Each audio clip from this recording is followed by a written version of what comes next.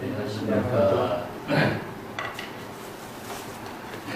이번 시간에는 우리가 사자후 무예설 백수문지 내열하고 향상분파 실강멸이 천룡적증의 생헌열이다. 요 부분을 하겠습니다. 교재는 우리 67쪽에 시작하겠습니다. 사자후 무예설은 재물의 설법을 사자후에다 비유하죠.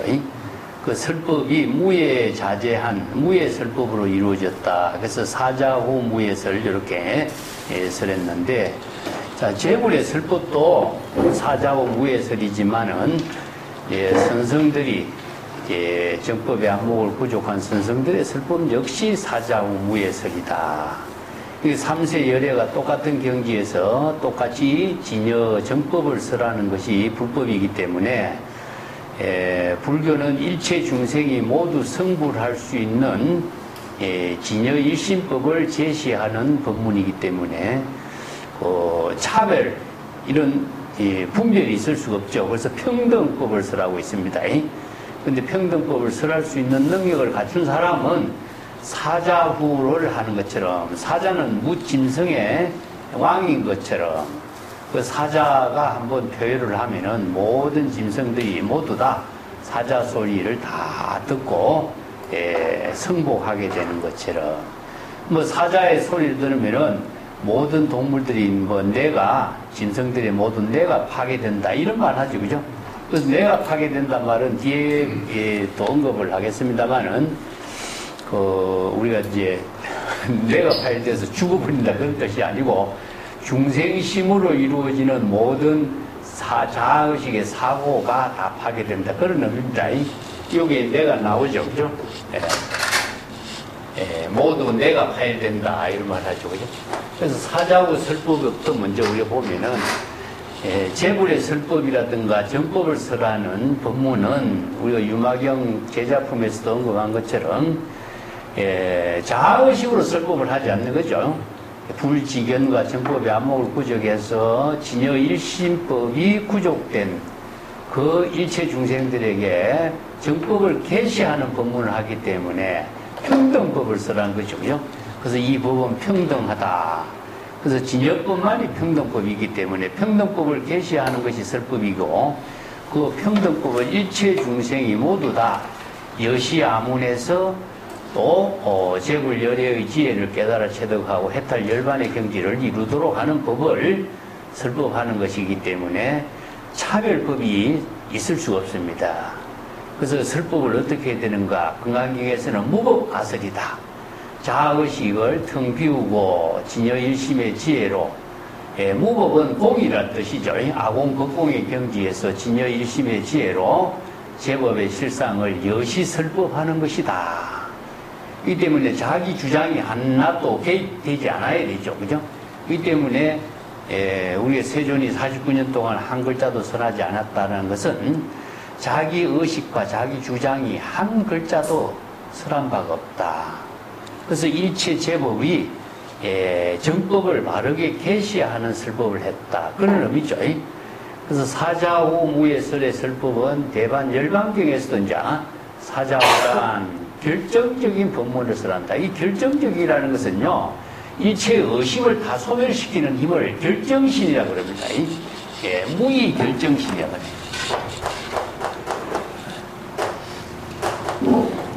무의 결정신.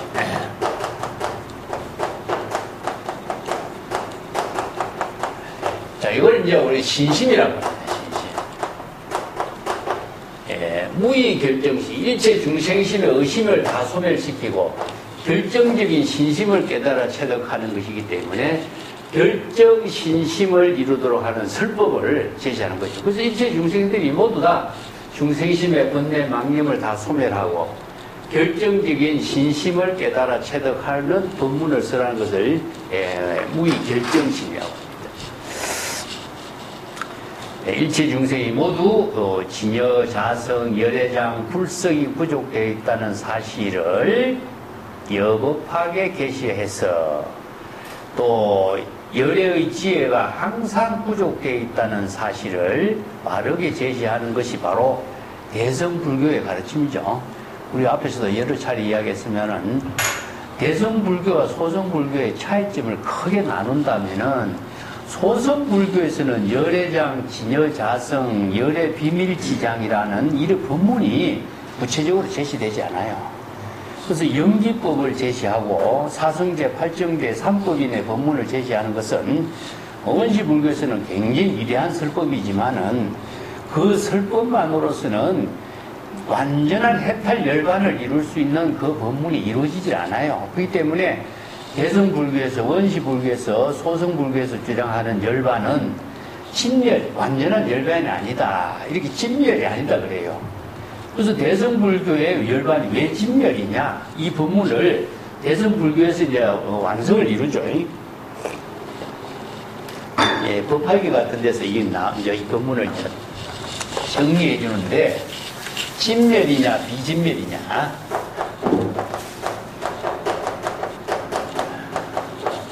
네. 이렇게 표현하고 있어요. 이 대성불교에서는 진멸이라고 하는 것은, 멸이라고 하는 것은 이제 완전한 열반을 이어져. 이 멸이라는 것은 열반 적정을 말한다. 열반. 그래서 뭐 해탈 열반의 경지를 이루는데, 해탈 열반을 이루게 하는, 완전한 열반을 이루게 하는 그 근본은 어디 있느냐면 열애장이 있습니다. 열애장. 이체 중생이 열애장 불성으로 부족되어 있다는 사실이지, 그죠? 열애장을 열애 비밀지장이라. 일체 중생이 모두 열애와 같은 똑같은 불가사의한 지혜를 부족하고 있다는 것을 열애 비밀지장이라고 해요. 자, 이것을 이제 열반경에서는 불성이라고 해요. 진여자성이라고 해요. 뭐 여러 가지 진여법성이라든가 자성이라든가 여러 가지 표현을 하고 있는데, 대성불교에서 열애장의 법문을 통해서 완전한 해탈 열반을 이루게 하는 법을 제시하는 것은 본래로 되돌아가기 때문에 열반이 되는 거예요. 근데 소성불교에서는 진멸이 되질 않아. 열애장, 불성, 진여, 법성의 사상체계가 소성불교에서는 제시할 수가 없어요. 그래서 이제 번뇌 망념을 소멸시켰다 해서 무엇이죠? 살적이라는 거죠. 네, 살적. 번뇌 망념의 도적을. 이게 번뇌 망념을 다 없앴다 하는 의미로, 번뇌 망념을 없앴다 하는 것은 본래 청정한 마음을 이제 깨달았다 이런 뜻이 되겠죠. 그래서 번뇌 망념의 마음을 없애고 본래 청정한 마음을 깨달아 체득했다. 그렇기 때문에 이제 아라한이 됐다.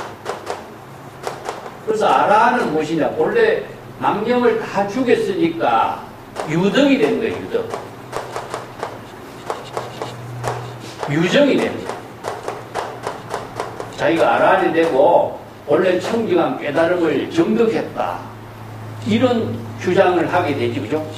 자, 유덕, 얻은 것이 있고, 번뇌 망념을 다 죽이고 청정한 경지를 깨달아 체득하고 깨달아 아라한의 경지를 정득했다라고 하는 생각을 갖게 되니까 이게 정상만이 돼요. 정상만. 그래서 유덕, 유정은 정상만이요. 그렇게 하는 거예요. 그러니까 아라한이 완전한 열반의 경지를 이루지 못한 거예요. 열반의 경지가 될 수가 없는 거예요. 그래서 이제 대성불교에서는 비진멸, 진정한 해탈 열반의 경지를 이루지 못한 입장을 비판하고 있어요. 그래서 대성불교에 와서 완전한 열반의 경지를 이루도록 열애장 사상이 뒷받침해 주는 거예요. 열애장 일체 중생이 본래 부족한 열애와 똑같은 지혜의 덕성으로 부족하고 있다는 그 사상적인 근거를 확고히 제시하니까 본래로 되돌아가는 거예요, 이게 본래로. 그래서 본래 열반의 경지를 이루는 깨달음이 진멸이 되는 거예요. 그래서 그런 경지를 이루도록 하는 법문을 대성불교에서 설법하는 것이 바로 무예설법입니다. 그래서 일체 중생이 모두 다 진정한 열반, 열애장 불성을 깨달아서 본래 열반의 경지를 깨달아 체득하도록 설법하는 것이 바로 중생심의 망념을 피우고 진여 본심으로 되돌아가는 법문이잖아요. 그래서 비명이라고 그랬죠. 그죠? 그래서 대성불교에서 수행체계가 완전하게 이루어지는 거예요. 그래서 이 대성불교의 설법을, 그래서 무예설, 사자후 무예설이라고 하거든요. 사자후 무예설은 일체 중생이 모두 열애의 지혜를 깨달아 체득하는 법문을 설하는 겁니다. 그런데 이 설법을 어떻게 하냐? 무예자제하다. 근심 걱정이 있고 대상에 대한 의식을 전혀 하지 않고 진여일심의 지혜로 무예자제한 설법을 하고 있다. 그런 안목을 갖췄기 때문에 이런 설법을 하는 거죠. 그죠? 예, 그래서 이제 선성들도 제불열애와 똑같이 무예자제한 경지의 설법을 사자후 설법을 한다. 이런 뜻입니다. 그래서 대지도론에 보면은 무예는, 이것을 두려움이란 말보다도 대상을 의식하지 않는다. 나는 이렇게 봐요. 대상을 의식하고서는 우리가 자유자재하고 걸림없는 설법을 할 수가 없죠. 그죠? 무예자재한 경지에서, 해탈 열반의 경지에서 무예자재한 설법을 할 수가 없어요. 그렇기 때문에, 근심, 걱정, 두려움뿐만 아니라 일체 대상 경계를 의식하지 않고 자아의식과 대상 경계를 텅 비운 경지에서 무예자재한 경지에서 설법을 하는다. 그래서 설법할 수 있는 능력을 갖춘 것을 무예설이라고 해서 사자후 무예설이라고 합니다. 근데 이 사자후 무예설법을 하게 되면은 일체 중생이 모두 성불할 수 있는 인연의 법문, 방편의 법문, 비유법문을 설하게 됐어요. 그러니까 이 법문을 청법하게 되면은 무고익생 만호흡이나, 그러니까 그 중생들이 근기에 따라서 그 법문을 다 받아들여 가지고 수기, 자기 시절 인연에 맞춰서 방편의 지혜로 설법을 하고 또 수행을 하고 깨달음의 경지를 모두 체득할 수 있는 법문이 이제 제시되는 거죠. 근데 두 번째가 이제 백수문지 계열례. 그러니까 여기서는 백수가 나오고 향상, 백수 가운데 가장 큰 짐승이 뭐죠? 코끼리죠. 그죠? 이 코끼리, 보살의 향상이라고 하는데 가장 큰 코끼리 이렇게 표현합니다. 아무리 덩치가 큰 코끼리라도 모두 다 자기의 모든 이 법문을 듣게 되면은 이 법문에 전부 다 빠져서 자기의 자아의식에 대한 모든 의식을 다 잃어버립니다. 그러니까 모든 짐승들이 이 사자후 설법의 법문을 듣게 된다면 모두 내가 파열된다 이런 말씀입니다. 이 내가 파열된다는 하는 것은 두뇌가 파열돼서 죽어버린다 이런 생각, 이렇게 우리가 오해했으면 안 되고, 이게 중생심의 본래 망념으로 작용하는 것입니다. 자, 중생은 심의식의 작용이 있죠, 그죠? 이 중생의 심의식의 작용을 내로 표현해요. 심의식의 작용. 중생심의 심의식의 작용이 중생심의 자기 생각대로, 마음대로, 자기 의지대로, 자기가 판단하는 대로 생각하는 중생심의 모든 사고가 파괴되어 버립니다. 중생심의 번뇌 망념이 이 사자후 설법을 듣게 되면은 모든 짐승들이 바로 중생심으로 이루어지고 있는 심의식의 인식작용이 모두 다 파괴되면 어떻게 되겠죠? 옳심으로 되돌아간다. 이게 정법의 법문을 설하기 때문에 여기에서 짐승은 무엇이냐면은 여기서 다 중생을 말합니다. 중생. 중생 가운데 여기서 축생의 세계가 나오죠. 여기서 천룡은 무엇이냐면은 천룡팔부를 말합니다. 천룡팔부. 천룡팔부를 이제 팔부 신중으로 이야기하죠. 그죠? 천신이라든가 용왕이라든가 야차라든가 김나라, 은달바, 아수라, 이런 그래서 천룡팔부라 그러죠. 우리 신중단 나오잖아요. 신중단. 이 신중단이 모두 다 천룡팔부를 이야기해요. 그렇기 때문에 자, 여기에서 짐승이라든가 짐승 가운데 가장 큰 코끼리라든가 모든 짐승들도 이건 모든 중생들, 땅 위에 있는 모든 중생을 뿐만 아니라 천신과 용왕, 용왕이라든가 팔구 신중의 모든 불법을 옹호하는 신중들도 모두 다 이 법문을 듣고 환희심으로 법렬을 다 일으킨다. 자, 이 지금까지 들어보지 못했던 이 법문이니까. 그래서 이제 일체 중생이 진여일심법을 깨달아 체득하는 법문을, 사자고 법문을 듣게 되면은 모두 다 중생심의 망심이 다 소멸되고 진여일심의 지혜를 이루고 법렬을 일으키고 그런 경지를 깨달아 체득하게 된다 하는 것을 이제 전체적으로 읽고 있어요. 요 구절은. 그래서 요 내가 파괴된단 말고 내가 주석을 달아놨어요. 그 교재 68쪽에 나오죠, 그죠?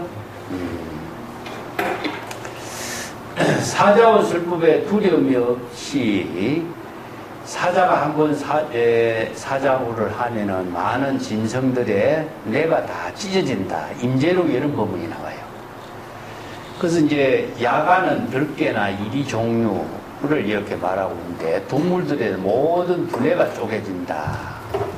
이것은 이제 일불성, 진여일심의 지혜를 이루는 사자후 설법을 하면은 중생심으로 사량 분별하고 있는 중생심에 번뇌 망념의 뇌가 파열되고 본래 청정한 진여 본심의 지혜의 깨달음을 이루게 된다. 이런 의미예요. 예. 그래서 뇌가 파괴된다. 글자대로 한다면 사자후 설법이 어떻게 뇌가 파괴되는 말이 안 되겠죠. 그래서 이런 은유적인 비유 법문으로 설법을 합니다. 그 이제 임재론 보면은 송계 오조 법연선사가 어떤 수행성에게 어떤 것이 임재 문화의 본분사입니까? 이렇게 오영문례라 이렇게 법문합니다. 그 오영문례란 말을 갖고 나도 굉장히 고뇌를 많이 했어요. 이 말이 무슨 말인가 했는데 오역죄를 지은 사람은 중생이죠. 오역죄를 지은 사람이니까 뭐 지옥하기 축생에 떨어지는 그 사막도에 떨어지는 그 죄를 지은 사람은 오역죄인데 이 오역죄를 지었다는 것은 뭐냐 중생을 대표적으로 이야기해요.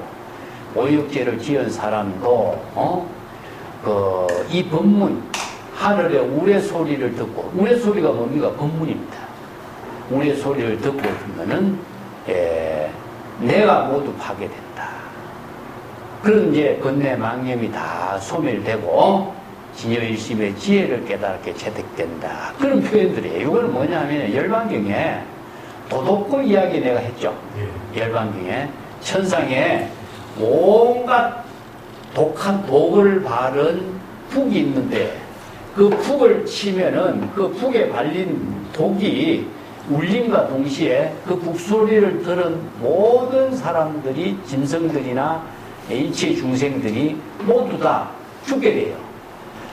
죽게 된다는 것이냐? 중생심이 죽게 되는 겁니다. 그래서 여기에는 설법의 의미가 진여일심의 지혜로 설하는 설법은 이것을 법음이라고 합니다.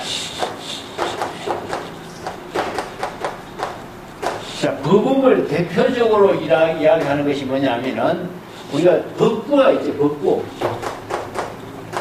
사찰에 나오는 법구가 있죠.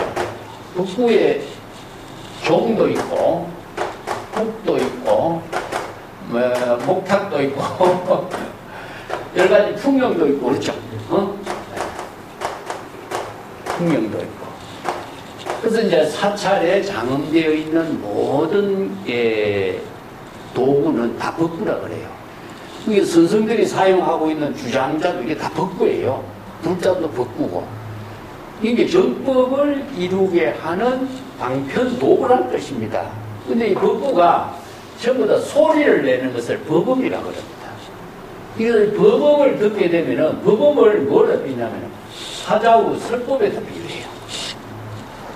그래서 무예 설법은 자 일체 중생들에게 진여일심법의 법음을 설한다. 그래서 이제 제불의 설법을 뭐라고 하죠? 이름, 원음, 바다의 파도 소리를 해조음이라고 하죠. 그죠? 해조음.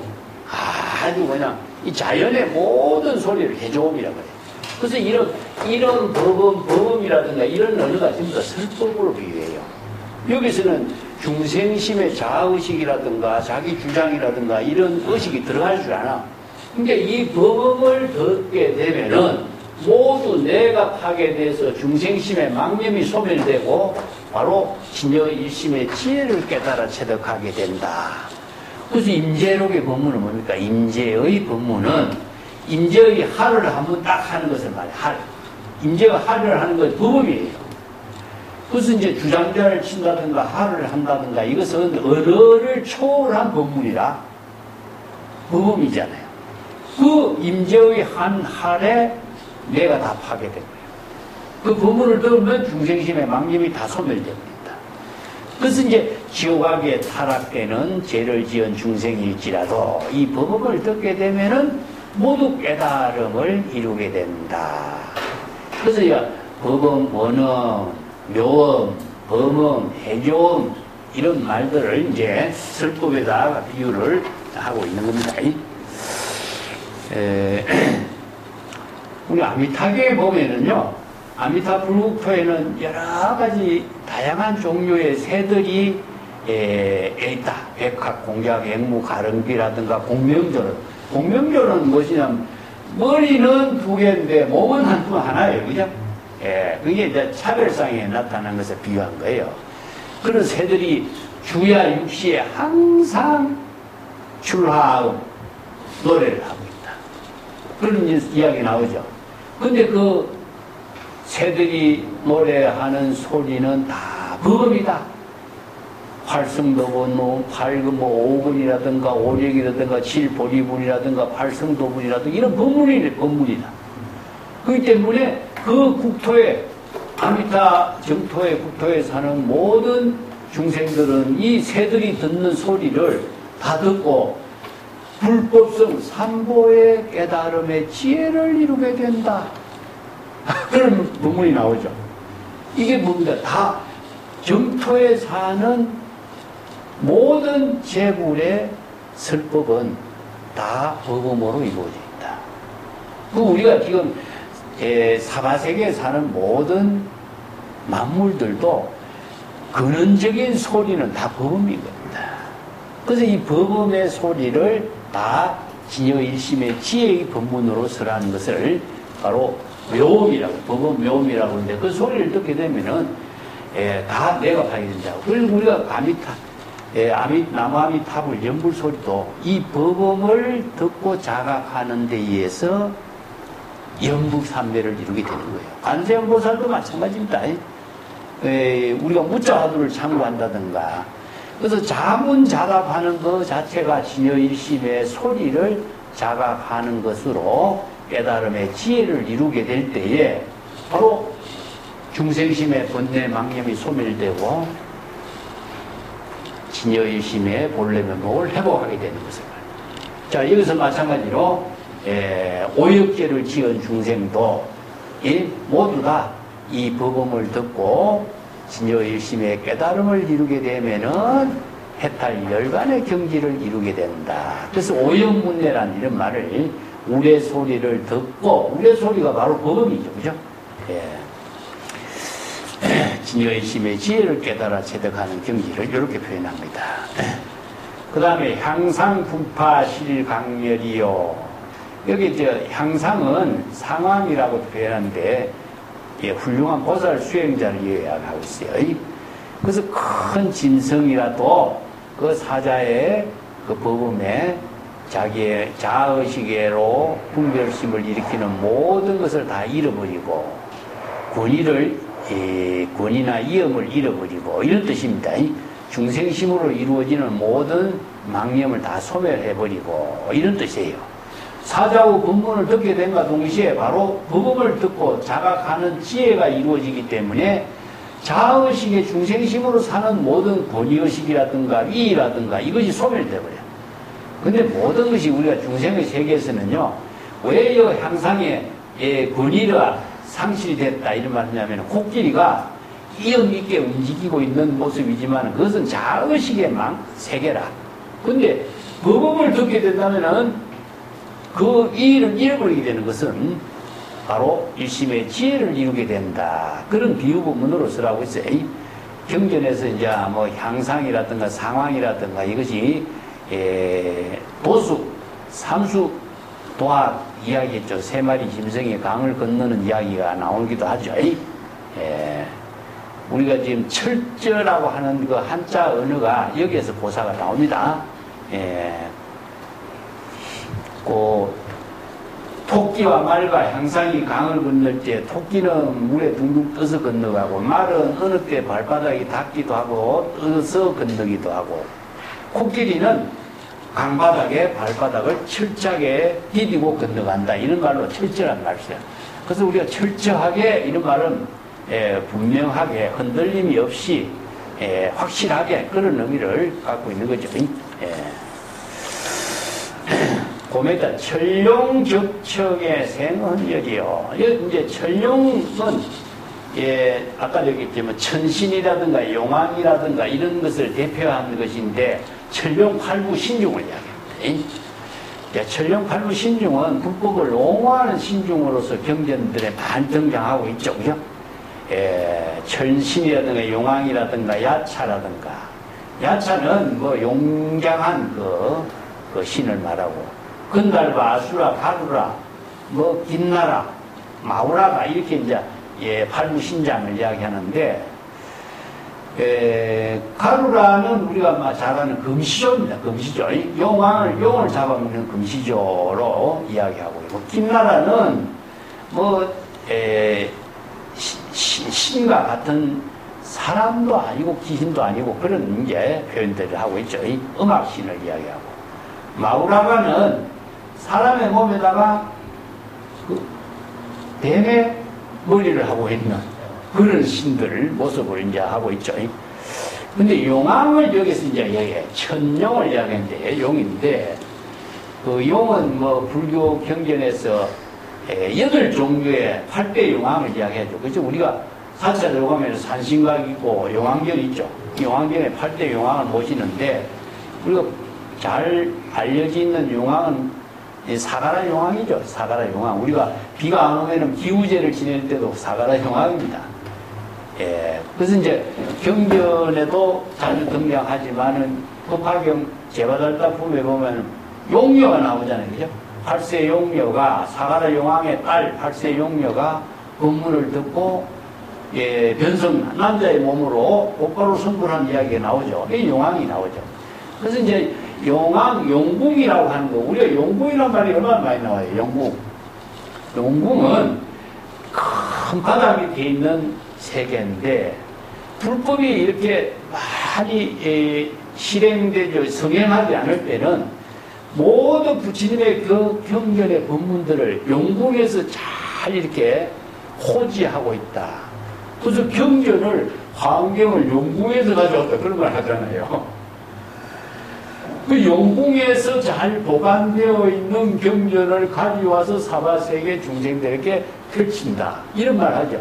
이게 그런 의미로 팔부 신중들은 불법을 옹호하는 의미죠. 근데 대표적으로 천룡을 대시하고 있는 것은 천신과 용왕은 불법을 옹호하는 신의 대표로와 이게 여기에서는 짐승들뿐만 아니라 천룡, 천신과 팔부 신종, 용왕들까지도 모두 다 이 사자후 법문을 하게 되면은 환희심으로 다 정법을 깨닫게 된다. 그런 의미입니다. 그래서 이제 제불열애의 설법이나 선성들의 설법이나 모두 진여 일신법을 설함으로 해서 중생심을 비우고 본래 열반 해탈의 경지를 깨달아 체득하는 법문을 이루게 되니까 법비 선열락을 이루게 된다. 그런 의미죠. 그 다음 단 보겠습니다. 69페이지 밑에 단. 요 이제 소제목으로 행역선, 자역선인데, 유강예하고 섭산천하니. 자, 이게 뭡니까? 바로 구법성들이죠. 구법성들이 강과 바다를 널리 유행하고, 산천을 두루두루 섭렵하면서 선지식을 찾아서 구법행각하는 것을 여기서 이제 이야기해요. 중국의 그 수행의 모든 그 근거는 산악형 종교라고 하는 것에 의미를 두고 있습니다.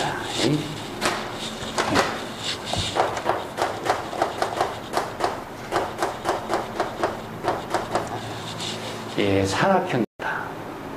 예, 그래서 이제 음거, 상거, 수도.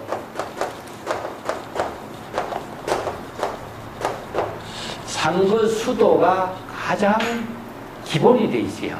그래서 중국에 오학이 나오죠, 그죠? 오학이 나오는데, 이 오학은 전부 다 도교의 수행 도량과 동시에 불교의 수행 도량이 돼요. 그래서 중국의 모든 불교가 오학을 중심으로 해서 이루어져요. 그 가운데 이제 중학이 있는 중학을 숭산이라고 그럽니다. 숭산. 예. 그래서 숭산 칸에는 뭐가 나오죠? 소림사죠, 그죠? 숭산 소림사 나오죠. 그 달마대사가 이게 숭산 소림사의 중학이라고 해요. 중학. 이게 오학 가운데 가장 센터가 되는 거죠. 그래서 이제 숭산 소림사에서 해가 이렇게 법을 전했다. 그렇게 해서 이제 유명한 숭산 소림사 나오는데, 중국의 모든 종교, 불교, 도인 수행자들은, 음거 수행자들은 전부 다 산악형 종교다. 자, 근데 산이 중요한 것이냐? 산이 왜 중요하죠? 산이, 사람에 의해서 산이 알려지는 겁니다. 이게 모든 사람들이, 선생들이 숭산, 어선선사, 마도산, 도일선사, 전부 산 이름이 다 붙죠. 그러니까 그 지역에서 그 당시에 그 산의 주인으로서 그 법을 설하는 선생의 이름이 이제 등장하는 거죠. 예, 그 때문에 이제 수행성들이 행각 수행을 하려면 어떻게 되겠어요? 전부 다 천하에 있는 산살의 수행성들을, 고성들을 찾아다니다 보니까 강을 건너고 산천을 건너서 구법 행각을 하는 거죠. 이게 구법 행각하는 것을 발초참회이라고 그래요.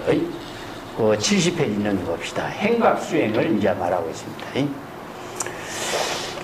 강해는 중국의 전역이 너무나 그 호수가 큰 호수들도 많고 산천도 많고 하니까 그 유행을 하면서 고성들을 찾아다니고 구법 행각하는 그 수행성들의 웅수 행각을 말합니다. 그 문무관 제15책에 보면 동산 수초선사가 운문문헌선사를 참문하는 선문답이 나와요. 그때는 어디서 왔나? 그게 그곳에서 언제쯤 출발했느냐? 이렇게 이제 묻다 보니까 그때는 운수 행각을 하는 것이 아니라 유람 다니는 것이 아니냐. 그렇게 해서 삼돈방을 맞아야 된다. 구법성으로서의 본부를 갖지 못한 수행성이다. 이런 이제 지적해주는 이야기가 나오는데, 유람 행각이냐 구법 행각이냐 이걸 착각할 수가 있겠죠. 그래서 진정한 수행성이라면은 안목을 부족해 하는 수행을, 구법 수행을 해야 된다. 그래서 어떻게 해야 되냐? 심사방도위 참선이라 이 구절이냐.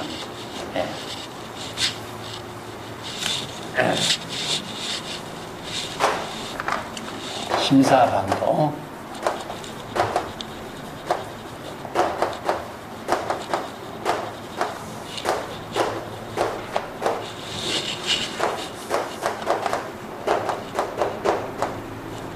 참선이란 말이요. 자, 여기에서 우리가 출처를 봐야 돼. 우리가 참선이란 말 많이 쓰죠? 여기에 근거가 나옵니다. 자, 스승을 찾아서 도를, 구법행의 도를 행각 수행하면서 참선 수행을 하게 된다. 이런 뜻입니다. 자, 참선이라는 것이 무엇인가 하는 구절이 이 한 구절에서 이제 다 이야기해요. 스승을 찾는 일, 그래서 선지식을 찾아야 되니까 어디에? 산 중에 살고 있는 선지식을 찾아야 돼. 그러니까 훌륭한 선지식을 찾아서 구법 행각합니다.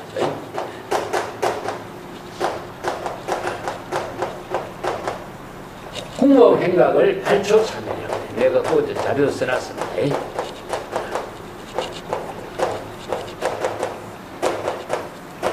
자, 이 발초차면이라고 하는 뜻은 두 가지가 있어요. 이 초라고 하는 것은 이게 망념을 말합니다. 중생심의 번뇌 망념을 해치고 뜻이죠. 그 번뇌 망념을 해치려면은 안목이 있어야겠죠. 이거 다른 말로 한다면 초발심으로 정각을 이룬다는 뜻입니다.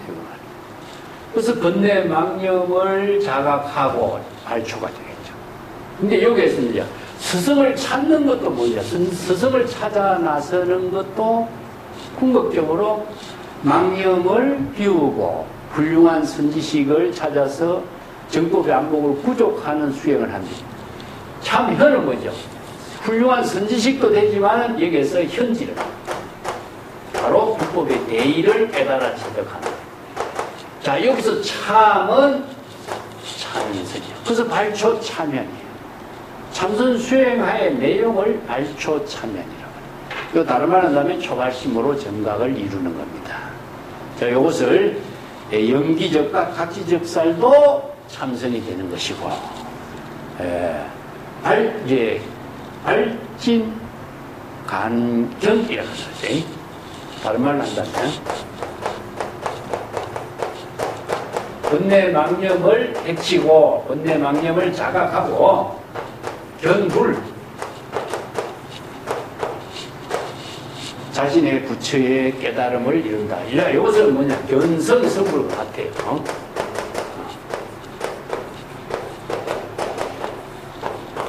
자, 이 참선의 내용을 우리가 이제 몇 가지를 정리해 보는 거예요. 스승을 찾고 방도, 이거는 도는 구도. 방도나 구도나 같은 뜻입니다. 도를 구법행을 하는 것. 이게 훌륭한 스승을 찾는 것은 바로 선지식을 찾아서 정법의 안목을 깨닫도록 하고 선지식의 인가를 받는 거죠. 그래서 인가를 받는다는 것은 선지식과 같은 정법의 안목을 부족한 경지를 인가받는 거예요. 무엇을 인가받느냐? 깨달음을 인가받는 거예요. 깨달음의 내용이 뭐냐 이거죠. 예? 그래서 깨달음의 내용을 우리가 막연하게 아무리 이야기해도 소용없어요. 즉 정법의 안목을 부족한 능력을 인가받는 거예요. 그렇기 때문에 그 스승과 같은 안목을 부족했을 때에 이심전심으로 인가를 받는 거예요. 그 인가를 받는 것이 뭐냐? 바로 스승을 찾아서 인가를 받을 수 있을 만큼 정법의 안목을 부족하는 수행을 이루게 되는 거죠. 그죠? 자, 그게 뭐냐? 방도예요. 부도. 부도의 본질은 무엇이겠어요? 부도의 본질은 여기 뒷구절에 나옵니다만은, 자, 정법의 안목을 부족하는 힘이 있어야 자기 스스로 참선 수행을 해서 번뇌 망념을 자각하고 불도의 현지를 깨달아서 바른 지혜를 구족하는 정법의 안목을 구족하는 능력을 갖추게 되는 그런 수행인데, 여기서 이제 먼저 스승을 찾는 일에 대해서 한번 그 중국의 그 가도에 내가 시를 하나 적어놨어요. 이 가도라고 하는 사람은 원래 성녀. 근데 이 성녀인데도 불구하고 시를 잘 썼어. 그래서 성녀 시인인데 나중에는 속퇴를 해요, 이 사람이. 가도라는 사람이 송하문 동자, 소나무 밑에 있는 동자에게 그대 스승 어디 계시는가 하니까 그 동자가 하는 말이 우리 스승은 저 산에 약을 캐러 갔습니다. 이렇게 대답하는 거예요. 근데 지제차산 중, 이 산중에 있기는 있는데 운신부지처라 너무 구름이 깊어서 어느 곳에 있는지는 알지 못하겠다. 자, 이 산중이라고 하는 곳을 전체적으로 이야기했지만은 어느 곳이라고 꼭 집어서 이야기하지 않는다. 대상 경계를 초월한 걸 말합니다. 자, 이 산중이라고 하는 것은 무엇이죠? 바로 일체처를 답하는. 일체처에 두루하고 있지만은 어느 한 곳이라고 대상 경계를 설정하지 않는다. 이런 뜻입니다. 그래야만이 도가 일체처에 두루한 그 사실을 깨닫는 것이지, 도가 어느 곳에 있다 한다면 어느 곳이라는 대상 경계에 속박된 것이 도가 될 수가 없잖아요. 시처는 일체처와 일체 시간에 함께하는 게 시처지. 어떤 시처가 시간 공간에 딱 정해진 게 시처가 아니잖아요. 시방이라고 하는 시간을 이야기했죠. 이게 시방이 지금역이라고 하는데, 지금역이라는 것은 시방과 하나된 지금역이지 어디 딱 정해진 공간과 시간을 말하는 건 아니잖아. 자, 이걸 잘 생각해. 자, 불교에 이게 시제론을 갖고 이야기하는데 항상 우리가 사유를 좀 깊게 해야 될 것이에요. 지금 자처란 말 쓰죠, 그죠?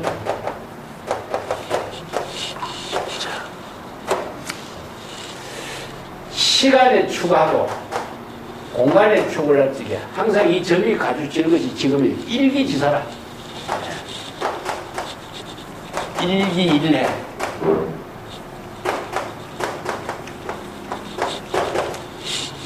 항상 일기지사로 일기일해로 이루어지는 건데, 자, 시간의 축과 공간의 축이라는 것이 마주치는 곳이 지금역인데, 지금역이라는 것이 딱 시간 공간적으로 정해진 곳이 있는 건 아니잖아. 자, 여기서 이게 뭡니까? 바로 시방 3세가 되는 거예요. 그럼 시방 3세는 뭡니까? 바로 법계잖아, 법계. 법계와 하나된 지금여기에 자기 본분사회를 하는 거지. 그것이 어디에 장소를 정할 수가 있잖아. 정할 수가 없는 거 아니야. 그 소동파의 유명한 그 서림사 벽에 쓴 시가 있어요. 불식여산 진면목이요. 지연 신제 차산 중이라. 이런 구절이 있어요. 네.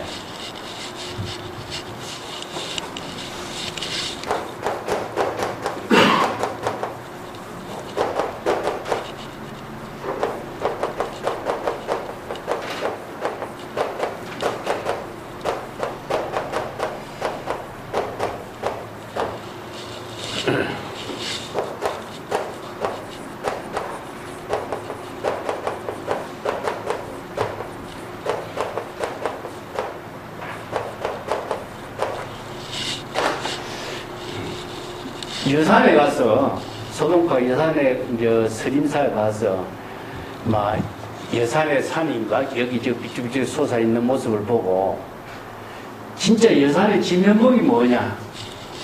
여산의 진면목을 알 수가 없다. 이렇게, 여산의 진면목을 이렇게 실어 읊은 거죠. 이게 소동파의 진면목이란 말 쓴 것도 참 대단한 거죠. 그죠? 네. 신제 차산중. 신제 차산중. 지연 신제 차산.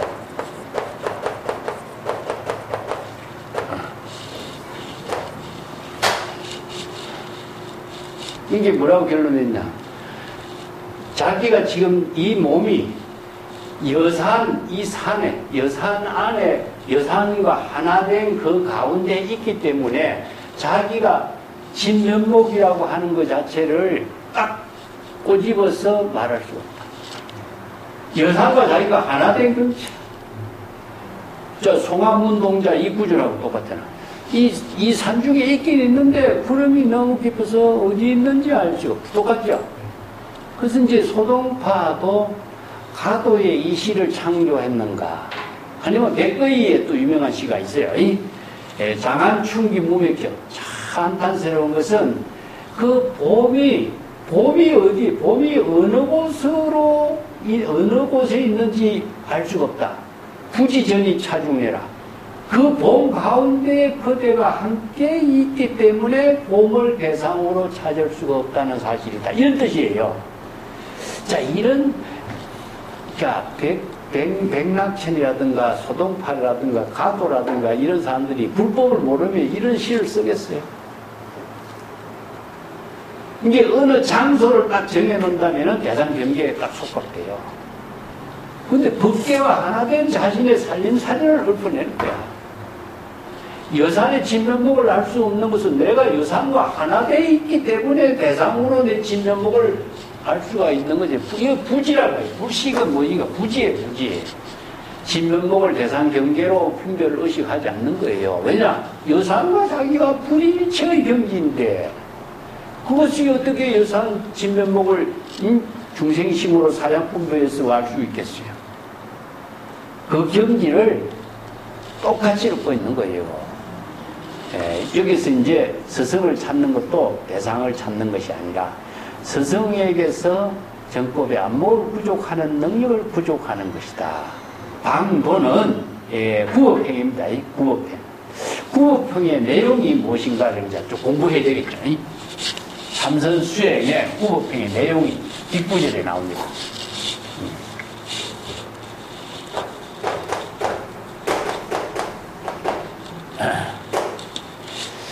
자, 우리가 참선 수행이라든가 구법이라든가 우리 불교를 이야기했을 적에 구법행으로 대표적인 것이 뭐죠? 예? 이호등락이란 말 쓰죠, 그죠? 예? 이호등락이다.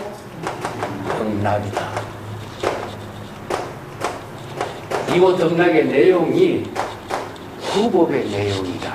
구법, 본질적으로. 자, 이것을 이제 조금 더 구체적으로 하자. 이고등락의 내용이 우리가 고는 무엇이죠? 이생사고요. 더 열반락이라. 요걸 줄여가지고 이고등락이라고 하는 겁니다. 자, 구법의 본질이 무엇이냐? 중생의 생사윤회의 고통을 여의고 해탈 열반의 번락을 깨달아 체득하는 것이 구법행인 것이요. 그 구법행을 참선 수행으로 하는 것이다. 이런 뜻입니다. 내용이.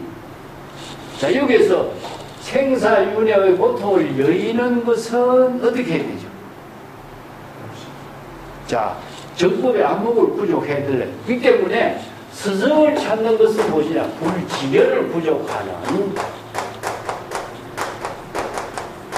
정법의 안목을 부족하는 정법의 안목을 부족하는 능력을 배우는 공부를 스승을 통해서 자, 여기서 방도하는 것은 구도의 의미는 바로 생사윤회의 고통을 벗어나고 해탈 열반의 번락을 이루는 것이요. 자, 기실론에서는 이것 영생사고랍니다.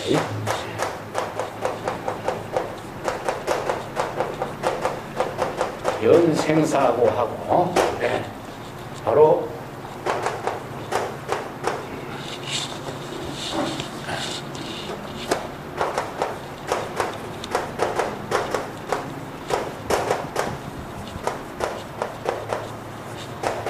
열반의 번락을 깨달아 체득하는 수행. 이걸 구법행으로 이제 제시하는 겁니다. 똑같아요. 네. 그 밑에 구절 있죠. 자종인덕의 조계로요.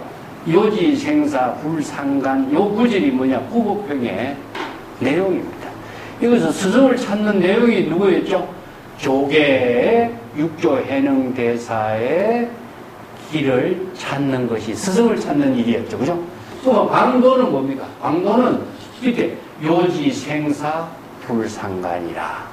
생사윤회의 고통에 타락되는 일에 대해서 전혀 상관하지 않는 경지를 깨달아 체득했다는 사실을 알게 됐다. 이런 뜻이죠. 즉, 구법에서 참선 수행한 내용이 무엇이냐? 밑에 이 구절로서 정리해 줍니다. 그래서 참선이라고 하는 말은, 원래 나는 이게 참선이란 말을 이제 유마경에 행선이란 말을 통해서 중국 선성들이 참선이란 말을 이렇게 정리하지 않았나 이렇게 봐요. 법화경의 행도나 유마경의 행선 이 말을 참선이란 말로 정리한 것으로 이렇게 보고 있는데 참이라는 것은 뭐냐? 참고한다는 뜻이거든요. 자기 스스로 정법의 안목으로 참고해서 견성성불하고 도노 견성하고 발초 참여해서 우리가 건강경 같은 데서는 중생의 번뇌 망념을 항복시킨다. 항복지심이라든가 이런 말로 써지고 똑같은 내용들입니다. 초갈심으로 정각을 이루는 것 자체가 항복기심인 것이요. 선에서는 이것을 바로 참선 수행으로 정리해서 이제 설하고 있습니다. 자종인덕 조계로요. 이게 조계 육조 해능대사로부터 인가를 받음으로부터, 그래서 스승을 찾아서 육조 해능대사로부터 정법의 안목을 구족했다는 사실을 인가받았죠. 그 인가받은 내용이 무엇이냐? 생사해탈의 문제, 생사사대의 문제를 갖고 논의를 했는데, 생사가 없는 경지가 무생의 경지를 깨달아 체득하지 않느냐, 이런 법문을 하고 있죠. 그죠? 그 무생의 경지가 바로 생사를 초월한 경지, 즉 일체 공의 경지. 무생은 반야의 지혜니까 생사윤회의 고통이 이루어지기 이전에 깨달음의 경지를 이룬 것을, 이렇게 체득한 것을 인가받은 것을 말합니다. 자, 참선 수행해서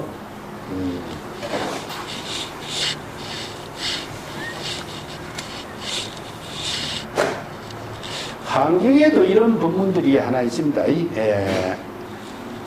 일체무예인은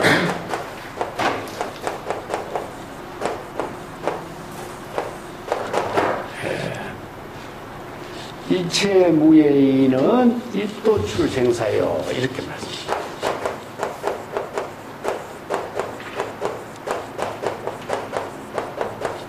여기서 이제 생사윤회를 말합니다.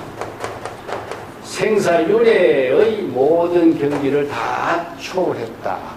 그래서 일도는 무엇이냐, 바로 진여일심의 지혜를 이룬 도를 일도라고 그랬고, 일체법의 무예자재한 경지를 이룬 사람이 누구냐? 바로 정법의 안목을 부족한 사람이죠. 그죠? 그 재불열애를 일체법의 무예자재한, 일체법이라는 것은 세관법이라는 거, 출세관법. 그래서 우리가 일체란 말을 많이 쓰지만, 일체란 말은 일체법을 말하고 있어요. 일체법은 세관법에도 무예자재, 출세관법에도 무예자재한 지혜를 부족한 것은 뭐냐? 정법의 안목을 부족한 거예요. 우리가 일체법의 무예자재한 것은 스승을 찾아서 불지견을 부족한 능력이다. 정법의 안목을 부족했기 때문에 바로 생사윤회를 초월할 수 있는 깨달음의 경지를 이루게 된 거죠. 자, 여기서 생사의 고통을 이루고 고통을 치료하고 바로 열반의 법락을 깨달아 체득한 경지를 참선 수행으로서 이룬 경지다. 그래서 조계 해능대사를 참문해서 여기서 영가현각선사가 처음에 조계 해능대사의 종지를 깨달아 체득. 이거 로라고 하는 말은요, 종지와 같습니다. 열반의 길이라든가, 아니면은 일로 열반문이라든가 이런 말 쓰죠. 이게 로라고 하는 것은 한 길이지만은 한 종지, 일법과 같은 의미를 두고 있습니다. 일도나 일로나 일종지나 등 바로 진여일심의 지혜를 이야기하고 있는데, 생사대사가 지대하고 무상하고 신속합니다 하니까 생사윤회가 없는 진여일심의 근본을 깨달아 체득하지 않고 무상의 신속함이 없는 진여본심을 체득하지 않는가, 이 한마디 법문을 통해서 바로 정법의 안목을 부족하게 된 거예요. 그래서 이제 조계 해능대사를 칭견하고 나서부터 정법의 안목을 부족한 사실을 인가를 받게 됐고, 생사의 윤회의 고통에 상관하지 않는 깨달음의 경지를 체득함을 이루었다. 이거 영가 현각의 입장에서 바로 스승을 참문해서 정법의 안목을 부족한 것을 정리한 것이라고 볼 수가 있습니다. 자, 72쪽에는 갑시다. 72쪽에는 굉장히 유명한 참선 수행의 내용이 무엇이냐? 행력선, 자력선이요, 이런 뜻입니다. 참선이란 말을 가지고 이제 정리해 보겠습니다.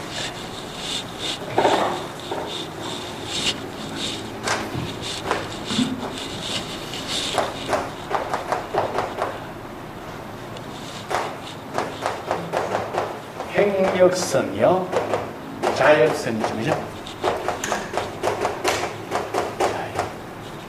자, 여기 행과 자가 참선 수행의 대표적으로 이야기해 주는 거예요. 그래서 이걸 다른 말로 한다면 행주 자 전체를 말해요. 행주자와 어묵동정 일체의 인간의 모든 일을 전부 다 참선 수행으로 한 것이지 행과 자만 이야기하는 것이 아니에요. 이걸 줄여서 이야기하는 거죠. 그래서 이제 행자하는 행은 그럼 무엇이냐? 바로 일상생활이 이루어지고 있는 모든 일은 인간이 움직이는 것, 일하는 것 전부 다 행이에요.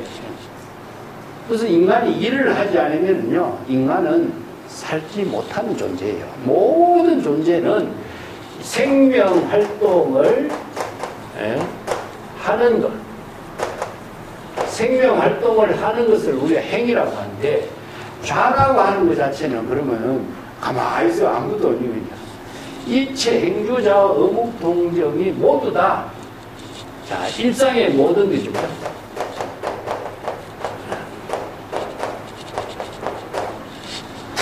일상의 매사가 모두 참선 수행 아닌 것이 없는 거죠. 그래서 정도 가운데서도 행참선의 내용으로서 행역선, 자역선. 이것은 이제 행주자와 어묵동정이 모두 참선 수행이요. 그래서 참선 수행이 앉아서만 수행이만 참선이냐? 그러면 걷는 것만 참선 수행이냐? 이것을 한정할 수 없잖아요. 그죠? 우리 모든 생명 활동 그 자체가 다 참선 수행이다. 그렇기 때문에 지금 이제 이것을 여기서는 행주자화로 이야기했지만은 중국 선생들은 조사선에 더 나가서는 어떻게 해요? 지금 여기 자기 일 한마디로 딱 이해해버려요. 그 일 그 가운데는 뭡니까? 행주자와 어묵동정 일상사에 신심일여로 이루어지고 있는 모든 일이 다 선이 있어야 있는 거죠. 예.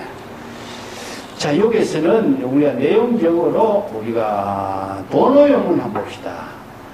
단순히 앉아서 자선하는 것뿐만 아니라 행주자와 어묵동정 일상생활 실행하는 가운데 진여일심의 지혜가 단절됨이 없도록 하는 것이 참선이요.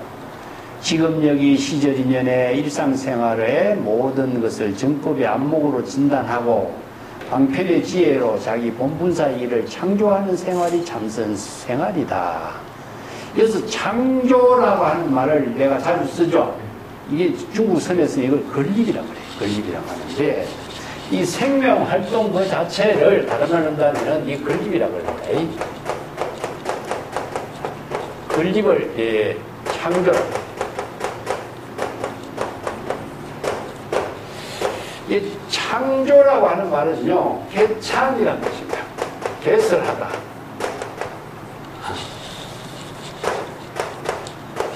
자기가 스스로 만들어낸다는 겁니다. 남의 것을 모방하지 않는 거예요. 자신의 생명 활동을 남의 모방으로 사는 사람이 아무도 없잖아요. 그래서 이제 장군은 하늘을 치고 오르는 기운이 있으니 열의 행처를 따라 행하지 않는다. 이 말이 뭡니까? 바로 독보행을 한다. 독보행. 단소 독보행을 한다. 그래서 유마경의 유명한 말이 이제 무주체상의 이체법을 건립한다. 이 말이다. 무주의 근본, 진여이심의 지혜로 이체법을 지금 여기 자기 본분사의 지혜로운 삶으로 독보행을 하면서 건립하고 창조한다는 뜻이거든요. 이 때문에 얼마나 자유스럽고 독보행으로서 창조적인 삶을 사는 생명의 작용이냐. 이것을 바로 행역선, 자역선 이렇게 표현한 겁니다. 그건 언어를 통하거나 어떤 가르침을 통하거나 누구의 말씀을 통하거나 이것을 따라하게 되면은 언설에 속박되잖아요. 어떤 스승에 속박된다든가 어떤 교주라든가 신이나 부처의 말에 속박된다면은 자신의 본분사가 뚫어버리잖아요. 그렇기 때문에 진여일심의 지혜는 스승, 신, 부처, 존재, 언어 모든 대상 경계가 소멸됐기 때문에 전부 다 자기의 독보행을 하는 창조가 되는 거예요. 이것만큼 진정한 무예자재한 지혜의 삶을 이루는 길은 없다. 그 유명한 그 왕류의 종남별업에도 보면은 그 걸어서 물이 한 곳에 도달하고 앉아서 구름이 일어나는 곳을 본다. 이 행자 이 두 구절로 언급을 해요.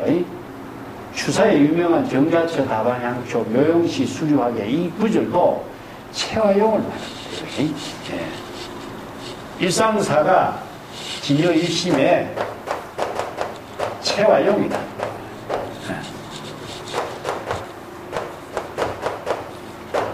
진여일심으로 이런 뜻입니다.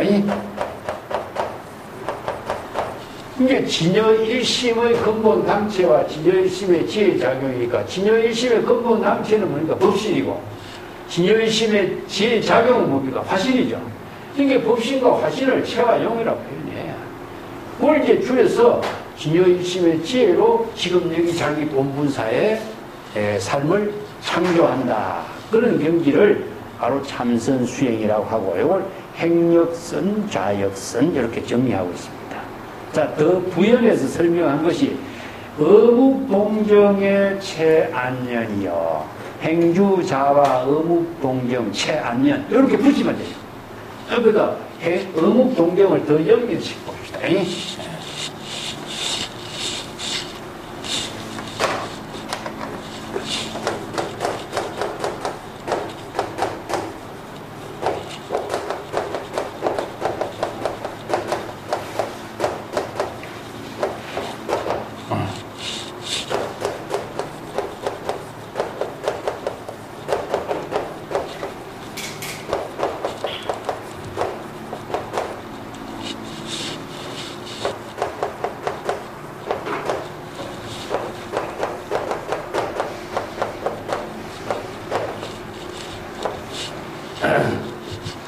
자, 연결해서 행주자와 어묵동정의 체안연이 자, 참선수행이죠. 이걸 전체적으로 본다면은 신심이려예요. 신심이려.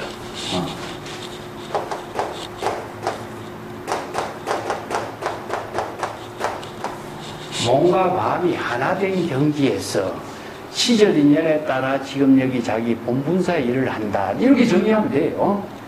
자, 이 어묵동정은 행주자와 어묵동정이니까 인간이 일상생활하는 모든 일을 이렇게 행주자와 어묵동정으로 표현하는데 체안연이라고 하는 것은 체는 뭡니까? 바로 진여본심입니다. 진여본심이 평안하고 지혜로운 삶을 이룬다. 선에서 참 이게 지혜란 말 많이 쓰죠. 불교에서 지혜란 말 많이 쓰죠. 근데 지혜란 말을 너무 많이 쓰니까 지혜란 말이 너무 그냥 일반화되어가지고 지혜란 말의 내용을 그냥 잊어버리고 살아. 보통 우리가 반야바람일다 지혜 이렇게 해도 문만 잘 모르잖아요. 그냥 반야바람일다 지혜인 줄 알지. 자, 지혜.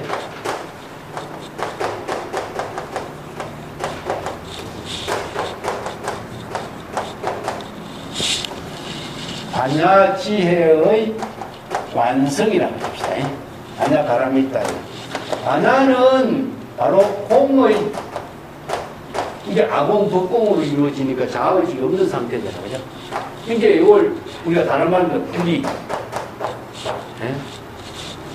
자, 진여일심의 지혜. 똑같습니다. 진여일심의 지혜로 완성을 이룬다. 지혜로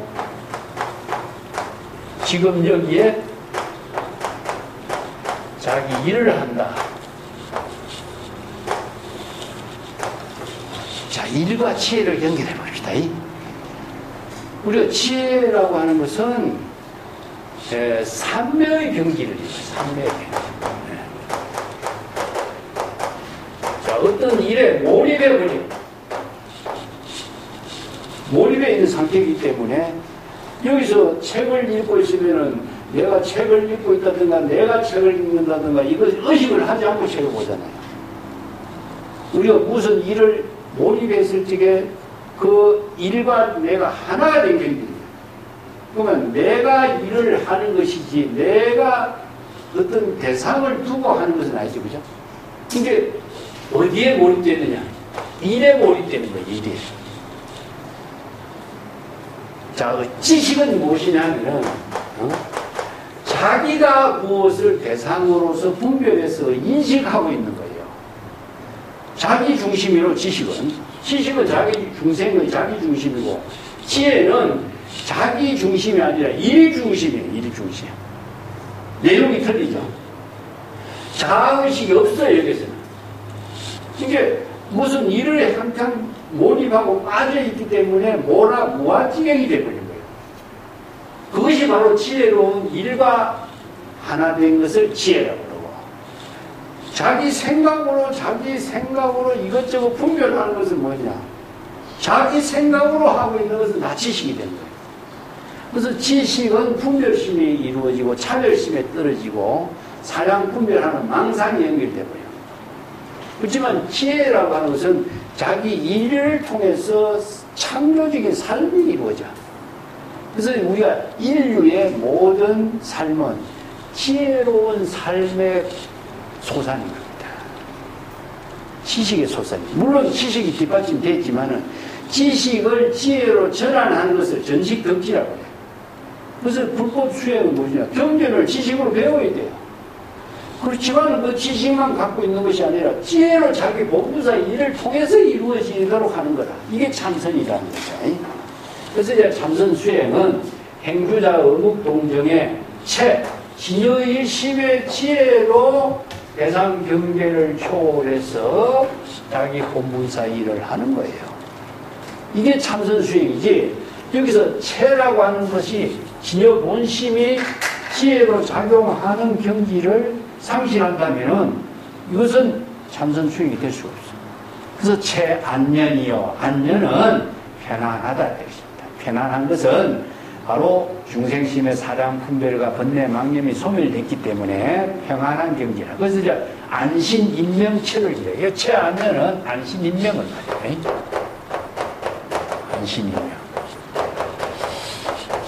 안신인명이라고 하는 명자도 지혜로운 생명, 몸과 마음이 편안한 가운데 지혜로운 생명으로 지금 자기 본분사 일을 하는 걸 명이라고 합니다. 그래서 목숨이 아닙니다. 이것은 지혜로운 생명의 작용을 건립한다. 지혜로운 삶을 건립한다는 말이 임명이에요. 자, 여기서 안신은 무엇이냐? 진여일심이니까 몸과 마음이 근본으로 이루어진 경지에서만 이루어져. 중생심은 저런 경지를 이룰 수가 없기 때문에, 그래서 행주자와 어묵동정이 체안면이요. 다른 말 한다면 월 선에서는 안신인명체라. 그런데 법이 선열의 법락의 경지다. 진여일심의 지혜로 지금 여기 자기 본분사의 일을 실행하는 경지다. 자, 그걸 이제 경도가에서는 체안면. 그 뒤에 보면 이제 묵시설, 설신묵이라고 하는 말도 쓰고 있는데, 요 진여일심의 지혜를 이룬 경지를 말합니다. 육조단경에도 진여자성이 사물을 보고 듣고 자각하고 알지만 일체 대상 경계에 오염되지 않고 언제나 청정하고 자유자재한 경지니, 유마경의 밖으로 능히 모든 사물의 모양과 형상을 잘 분별하면서도 안으로 진여일심의 근본 당체에는 동요됨이 없다. 이렇게 경전의 법문에 근거를 두고 있습니다. 여기 육조단경에 그대로 인용을 하고 있어요.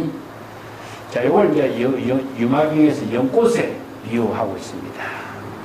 철염상정이란 말이죠. 그죠?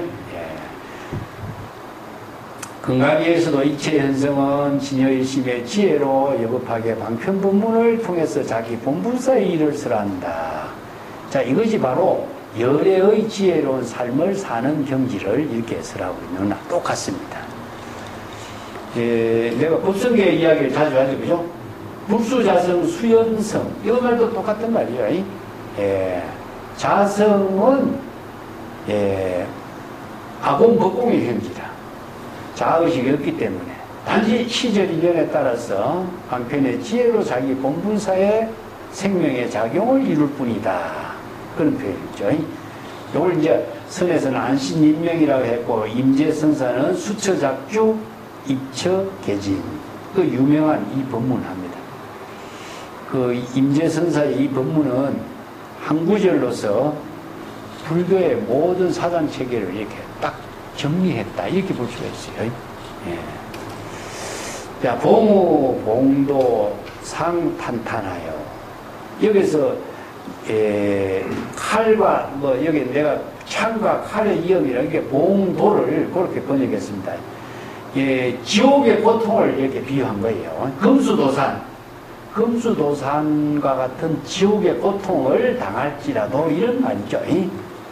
우리가 지옥의 고통을 금수도산에 날생 칼날 연꽃으로 바뀌고 그런 말 하죠. 그죠? 이게 지옥의 고통이라든가 아니면 도적의 위험을 당한다거나 시절 인연에 나쁜 인연을 만나게 되고 나쁜 사람들을 만나게 된 인연을 이렇게 말하고 있습니다.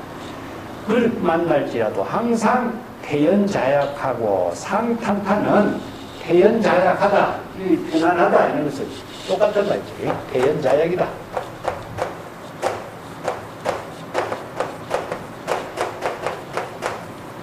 자, 이것을 왜죠? 평안하다. 이체의 대상 경계의 사량 분별심으로 마음이 불안하지 않고 근심, 초조, 두려움, 공포심을 갖지 않는다. 이게 일체 개공의 경지, 대상 경계를 모두 다 비운 정법의 안목을 부족하기 때문에 대상 경계에 마음이 현혹되거나 분별심, 망심이 일어나서 자아를 상실하는 일이 없다. 그런 의미죠. 그래서 정법의 안목을 부족한 사람은 어떠한 위험을 닥치라도 그 위험의 일체로 방편의 지혜로 다 처방할 수 있는 능력을 부족한다. 우리가 금강경을 보면은 저 관세음보살 보문품에 나오죠. 관세음보살 그 보문품에 영불수행을 하게 되면 어떻습니까? 나쁜 악의 무리를 만나거나 나쁜 불타는 곳에 빠지거나 물속에 빠져들거나 위험을 당하지 않는다 그런 말 나오죠. 왜 그럴까요? 관세음보살이 와서 구제해 주기 때문에 불에 타도 불에 안 타고 물에 빠져도 물에 빠지지 않고 나쁜 데 땅에도 빠지지 않게 될까요? 우리 이제 도파경 공부할 때 공부했잖아요. 그죠? 자, 이걸 우리가 잘못 이해하면은 타형의 종교가 돼요. 시도자.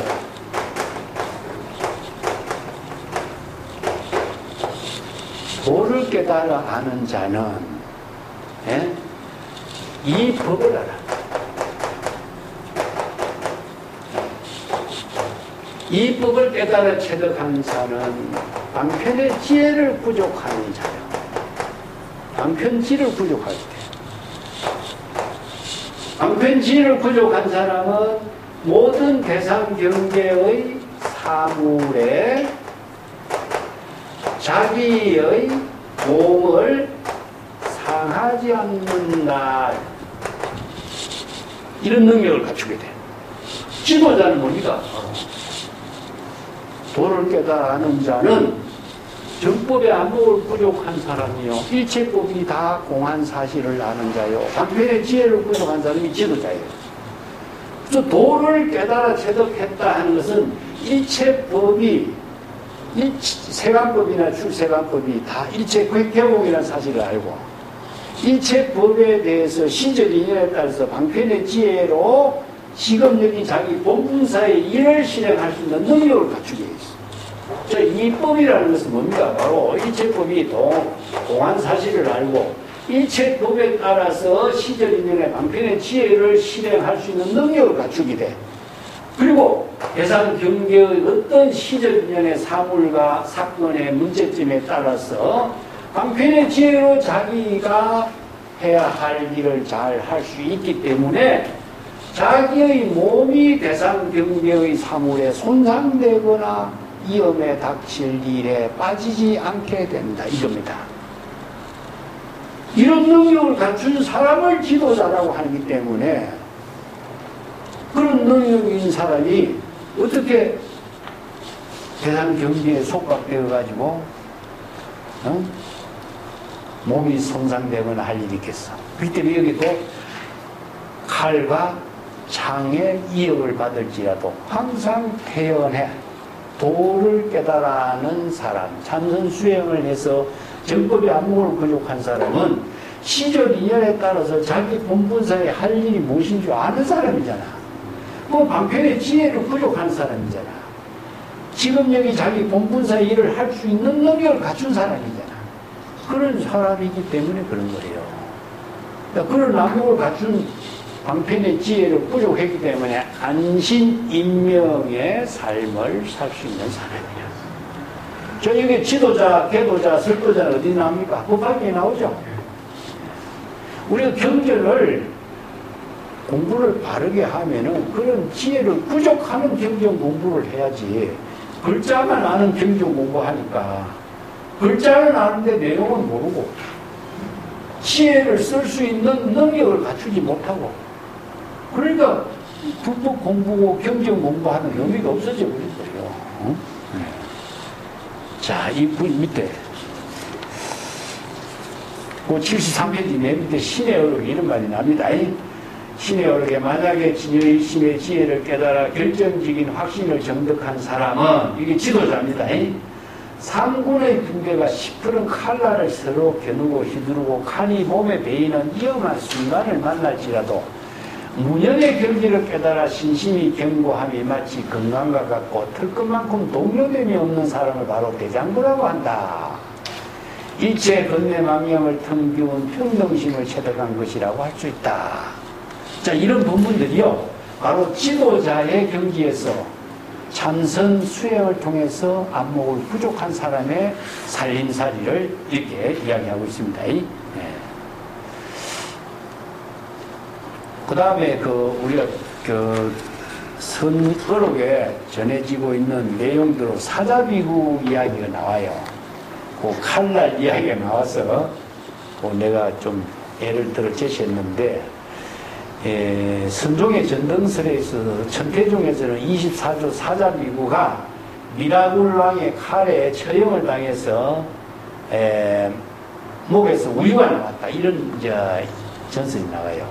우리나라에도 비슷한 이야기가 있죠. 2차돈 이야기 나오죠. 이런 성자의 목에는 피가 안 나오고 우유가 나오는 걸로 이렇게 표현해요. 근데 그래서 이제 정법이 사자비구의 시대에 끝난 거 아니냐. 그 사자비구가 이런 처형을 당하기 전에 미리 정법을 제시했기 때문에 정법은 상속되었다. 이렇게 해서 이제 중국의 전등설에서는 쭉 28조설로 쭉 연결되고 있습니다만은 또 석도한과 달마가 해가에게 도적에게 팔을 잘리는 이런 이야기도 나오는데 왜 이런 법문들이 나왔냐면 중국에는 많은 난이 일어났어요. 그래서 이제 난이 일어나면서 도적들이 이런 행패를 부리는 일들이 굉장히 많았어요. 그래서 이런 글들이 이제 어떠한 어려움이 당해도 태연자약한 그런 능력을 부족하고 방편의 지혜로 시절 이전의 모든 일을 잘 지혜롭게 판단하고 처리할 수 있는 능력을 갖춘다. 이런 표현을 쓰는 겁니다. 가요 독약의 야한함이요. 여기서 이제 만약에 독약을 마셔도 무심하고 평안하고 한가롭다. 한도인이다. 이 독약의 이야기는 달마대사가 불교의 수행자들에게 독약을 먹는 이야기가 나와요. 그런 이야기인데 독약을 먹고 가보니까 태연자약하게 아무렇지도 않는 모습이다. 그런 이야기 하는데 이런 일이 종교인들의 입장에서야 별로 없겠지만은 그런 전설 같은 이야기들이 가끔 나와요. 그래서 독약을 먹어도 칼, 창을 만나도 태연자약하고 독약을 마시는 이런 일이 있어도 무심의 경지에서 평안하게 살 수 있는 능력을 갖추고 있다. 그런 이제 한가한 도인의 살림살이다. 이런 표현입니다. 아사 덕견 연근 불이요. 아사는 여기 이제 우리 서가모니 붙인 시아본사를 아사라고 합니다. 시야 본사를 줄여서 아사라고 그래요. 우리 시야 본사 서가모니 부처님도 옛날 과거 보살로 수행했을 때 연등 부처님을 친견하고 수기를 받은 일이 있지 않는가. 그 연등 부처님의 수기를 받기 전에 보살로서 여러 가지 고행을 한 이야기가 나오죠. 그죠? 유동으로서 공양을 한다든가 머리카락을 풀어서 진흙탕에 부처님 연등불이 걸어갈 수 있도록 공양을 했다든가 이런 난행 고행을 한 이야기도 있고, 또 금강경에 보면 수보리가 연등 부처님의 처소에서 정법을 수기를 받았는가, 법을 전해받은 것이 있느냐, 불국토를 장엄했느냐, 뭐 이런 것을 대상으로 받고 얻은 것이 없다. 그것은 무소유 무소득이다. 그게 얻은 것이 있다 하면 어떻게 아란처럼 정상만이 되겠죠. 그죠? 유덕이요 유정, 얻은 것이고 깨달아 정덕한 거 있으면 정상만이죠. 근데 무소득 무소유가 되죠. 이제는 자기 본분사의 일이기 때문에 대상으로 얻은 것이 없어야 돼요. 그러니까 법을 대상으로 얻은 것이 있을 수가 없어. 스승에게나 뭐 훌륭한 부처님에게나 보살에게 법을 전해받았다 있을 수가 없습니다. 그래서 이제 많은 사람들이 전법에 대해서도 많은 오해를 하는 게,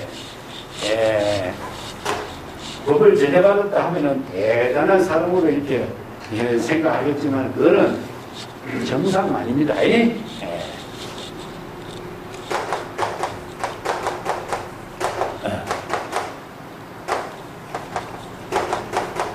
전법과 덕법이 있으면은 이건 정상입니다. 자, 무소득, 무소유가 돼.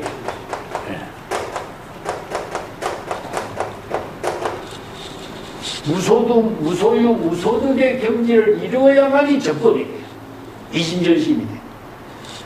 전할 법이 있습니까? 얻은 법이 있다. 법이라는 것은 본래 부족되어 있는 것이지 대상으로서 받고 주고받고 하는 법이 아니잖아요. 이 법은 어떤 법이죠? 평등법이야. 시법은 평등하여 무유고하다. 그렇죠? 그래서 이제 평등은 뭡니까? 진여평등입니다. 진여평등. 진여 본심이 일체 중생이 모두 본래 열반으로 부족된 경지를 스스로 자각해서 자각성지로 깨달아 체득하도록 하는 것이 바로 우리가 덕법인 것이지, 이 법을 남에게서 전해받는 게 아니잖아요. 그래서 이 남에게서 전해받을 법이 있다 하는 것은 이것은 정상만이 되죠. 이건 거짓입니다. 거짓. 그래서 무소유 무소득의 경지다. 그래서 우리 시아본사 서가모니 부처님도 연등 부처님의 친견하고 수기를 받은 일이 있고, 여기서 수기를 받으면서 수행하면서 여러 가지 난행 고행을 다 극복해 무소득의 경지를 깨달아 체득했다, 이런 뜻이죠. 연등불은 정광열이라고 하는데 법화경이라든가 무량수기라든가 대성경전에서 많이 등장하고 있습니다. 최초의 부처라. 다급 정의 인욕선이요. 그래서 이제 아사 서가열의 분이 연등부처님을 친견했고, 인욕선인으로서 오랜 세월 동안 인욕행을 수행했다. 그런 이제 연결하는 겁니다. 이 두 구절은 연결시켜야 돼요. 인욕선인으로서 연결했다는 것은 금강경에 과거 500세 인욕선인으로 수행해서 아상인상 중생상 수자상이 없었다, 이런 본문이 나오죠. 그죠? 그래서 금강경에 아상인상 중생상 수자상이라는 말이 참 나온데, 아상은 무엇이냐? 자의식. 자의식에 실체가 있느냐? 실체가 있다고 많은 사람들이 생각하는 것은 망상이고 착각이죠. 그죠? 그 중생심으로 자의식에 실체가 있다, 이런 것을 비우도록 하는 것이 뭐냐? 아상이 없다도록 하는 거고, 자의식으로 사량 분별해서 대상 경계를 집착하는 것이 인상이고, 자의식에 집착해서 예를 들어서 고락이라든가 좋고 싫어하는 여러 가지 분별한 번뇌망념을 일으키는 것을 중생의 번뇌망념이 상속되는 것이 바로 중생상이죠. 중생심의 번뇌망념이 일어나고 중생심의 번뇌망념이 계속 이어지는 것이 바로 중생상이라. 자아의식을 통해서. 그러면 수자사는 뭐죠? 바로 중생심의 번뇌망념의 생명이 끊임없이 이어지는 것이 바로 수자상이라. 그럼 네 가지 어떻습니까? 전부 다 자아의식에서 이루어진 거지. 자아의식의 중생심을 갖고 있는 것이 아상이고, 자아의식의 중생심으로 대상 경계를 분별하는 것이 인상이고, 자아의식의 중생심으로 생사심, 생멸심의 번뇌망심이 계속 일어났다 없어지고 일어났다 없어지고 수많은 번뇌망심이 이어지는 것을 중생상이라. 그 중생이라는 것은 거듭 많은 생멸심이 일어나는 게 중생이잖아.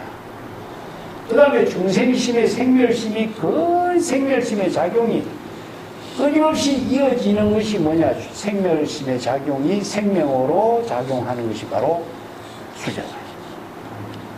이걸 우리가 정확하게 이해를 해야지.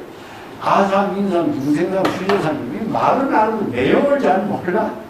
그런 경우가 많잖아요. 그죠? 네. 자의식에 따른 중생심의 생멸심, 생사심, 생사심으로 이어지는 번뇌망념의 생명의 작용. 이게 수라고 하는 목숨 숫자나 목숨 명자는 이게 바로 중생심의 생명을 말합니다. 여기서.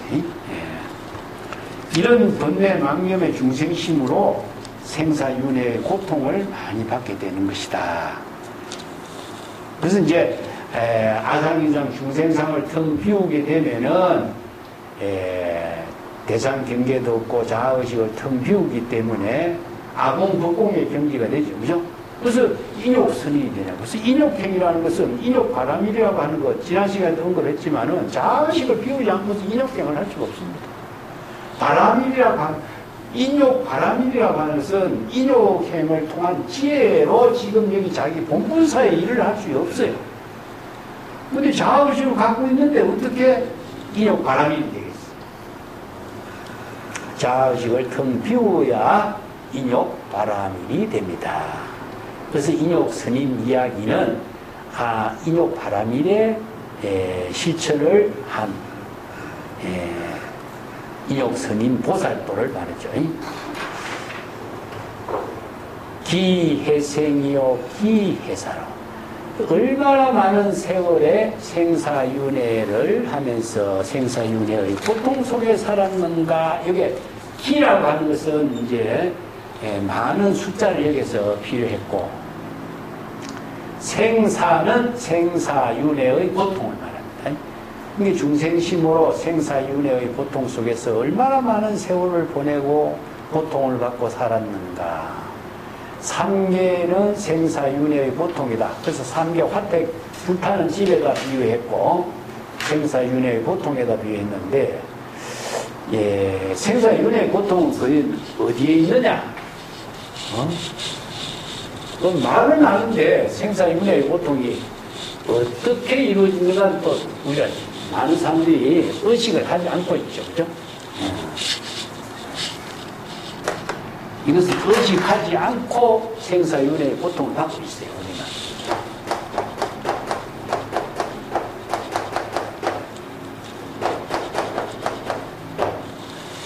그 생사심으로 생사망심으로 이런 생사망념으로 이런 뜻이에요.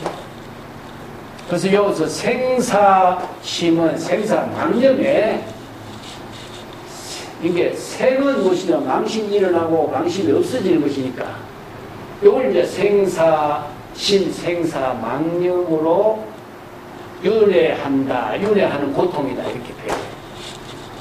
그러면 생사망념 그 자체가 고통이고 생사망념 그 자체가 윤회를 하는 거예요.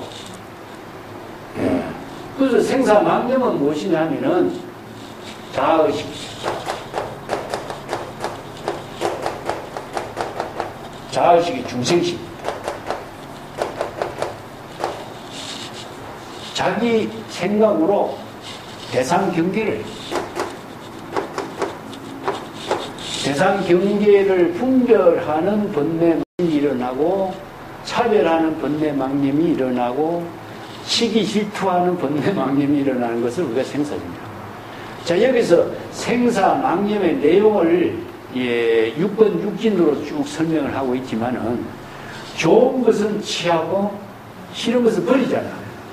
취하는 것을 취하지 못했을 때 생기는 고통이 뭐냐? 좋은 것을 갖고 싶은데 갖지 못하는 고통. 예를 들어서 애별이고 사랑하는 사람하고 이별해야 되는 고통. 구하는 것을 구하지 못해야 되는 고통.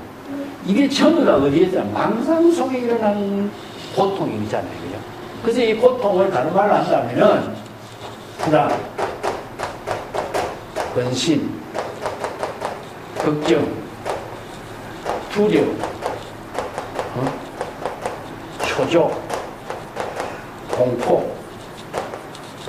자, 이걸 전체적으로 말한다면 혼은 불안이다. 네. 불안인데 이게 다 어디에 있느냐? 정신적인, 요즘 말하면 스트레스다. 자기 스스로에게 압박을 가하는 거죠. 그래서 이제 이 정신적인 스트레스가 자기 스스로를 압박을 가하면서 자기 스스로의 근심, 걱정, 불안을 정복시키면서 자기를 신병을 만드는 거예요. 자, 여기서 불안, 스트레스, 이것이 전부 다 신병이다. 자, 이것이 일상생활 속에서 생사윤회의 고통이 이루어지고 있는 거죠. 그 과거를 언제 받느냐? 이렇게 생각하면 돼요. 지금이에요, 지금. 이 현세 과거라, 현세 과거. 지금 즉시의 현세 과거로 이루어지고 있다. 그것이 바로 중생의 세계다. 그래서 그 밑에 생사유유 무정지하니 이런 말입니다. 생사,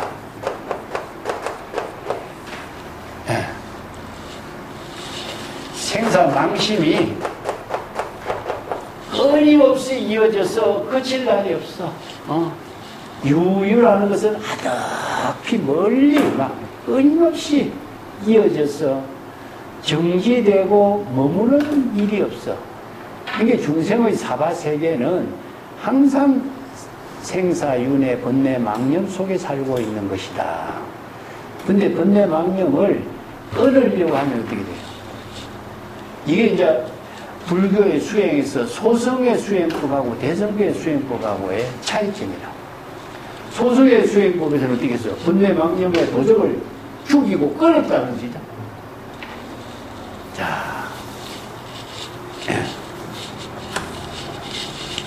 대성은 어떠냐?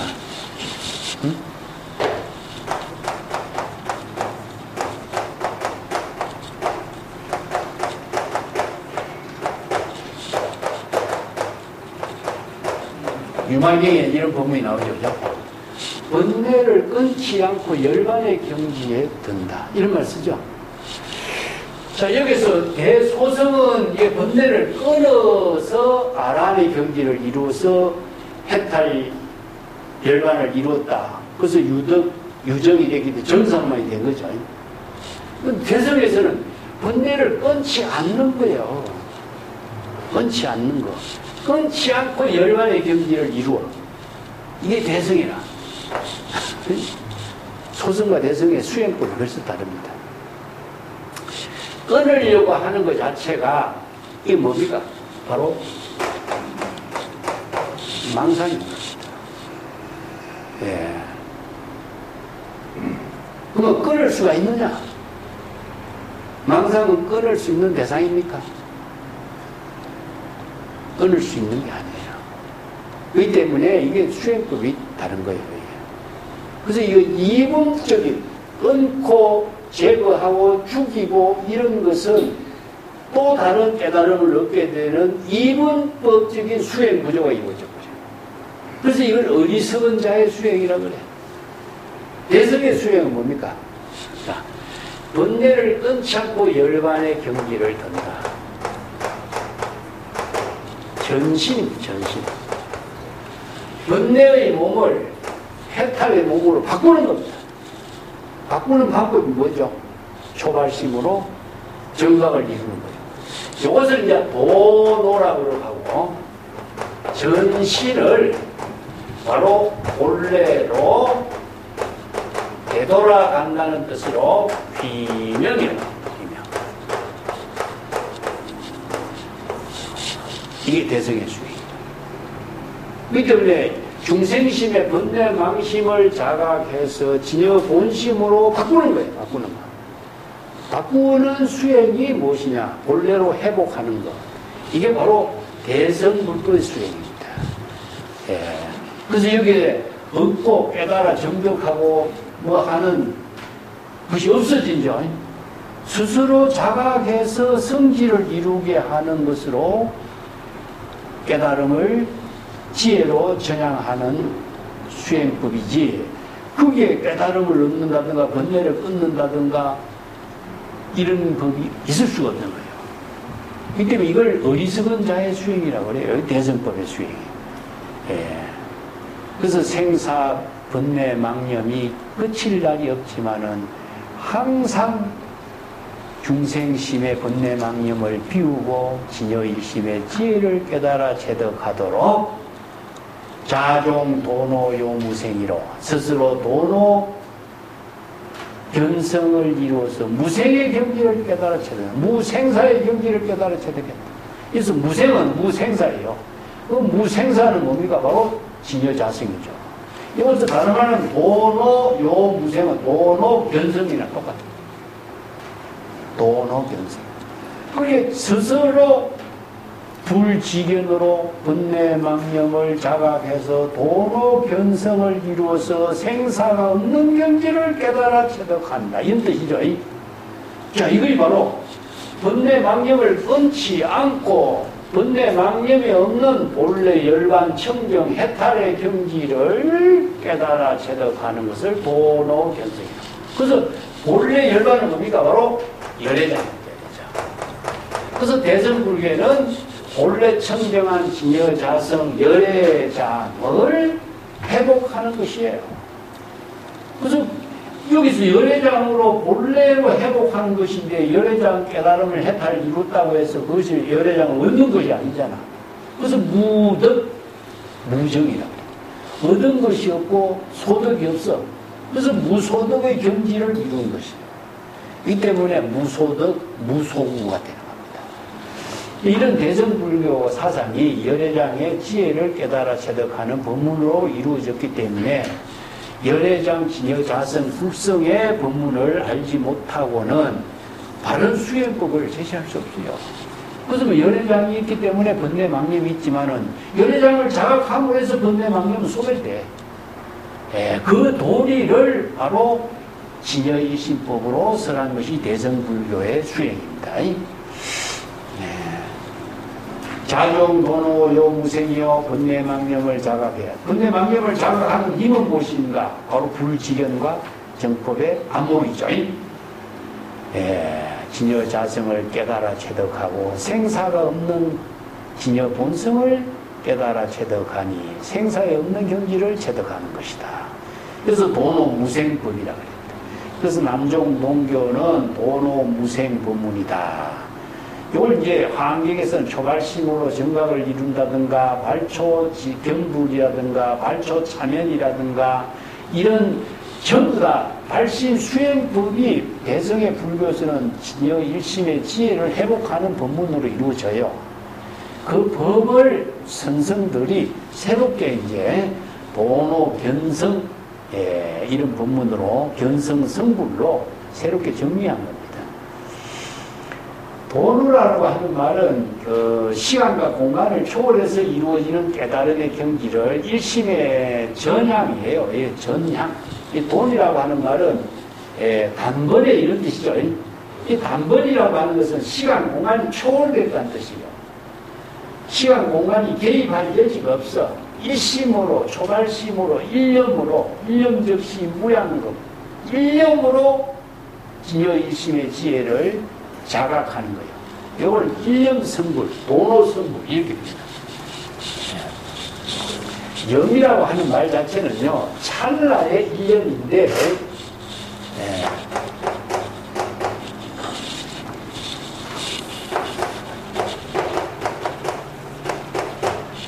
일념의 자각에 의해서 부처의 경지를 이루거든. 그럼 일념의 자각은 뭘 자각하냐? 망념을 자각하는 거예요. 망념을 자각하는 일념으로 바로 부처를 이루고, 그 초발심이 바로 일념이 되는 거예요. 그 초발심으로 정각을 이룬 것이 바로 일념성불. 이걸 도노성불, 도노변성 이렇게 표현하죠. 돈이라고 하는 것은 시간, 공간이 초월돼서 단번에 이런 것이죠. 그래서 이적 도노여 성호병소하고 사비 돈제인 차제진이다. 순엄격의 법문 내가 지난번 이야기했죠. 그죠? 도노를 이루는 것은 진여 본성을 깨닫는 것이요. 도노는 진여 본성과 연결되어 있습니다. 이 진여 본성은 수염의 대상이 아니에요. 어떻게 진여 자성이 본래 청정한데 그것을 어떻게 깨끗하게 만들고 청정하게 만들고 수행하는 대상으로 삼을 수가 있겠어요? 그렇기 때문에 진여 자성은 도노밖에 없어요. 그래서 도노하는 진여 자성을 깨닫고 성불을 이루는 수행법을 제시한 것이 도노 변성입니다. 어제용록 영록하우희요. 어찌게 이제 중생의 차별심, 분별심으로 분별해서 보는 명예와 치욕이라든가 근심과 기쁨 이런 차별 분별심에 떨어질 일이 있겠는가. 오늘 중생심을 볼 적에는 영광스럽고 치욕이라든가 기쁨이라든가 근심이라든가 이런 분별심이 있죠. 그렇지만은 진여 일심의 지혜에서는 영광스러운 일이라든가 치욕이라든가 아니면은 근심이라든가 기쁨이라든가 이런 차별 분별심이 있을 수가 없는 것이다. 그래서 유명한 법문이 만하라 존자의 전법계가 있습니다. 마음은 일체 만물 대상 경계에 따라 전향되고 바뀌고 있습니다. 그렇지만 그 마음이 전향되는 바뀌는 곳에 자취나 흔적을 남기지 않아. 자취나 흔적을 남기지 않는 것은 정법이 안 먹기 때문에 그렇습니다. 마음 작용이 인연 따라 작용하는 곳에 진여 본상을 항상 자각하고 있기 때문에 기쁨이라든가 근심이라든가 이런 차별 분별심에 떨어지지 않는다.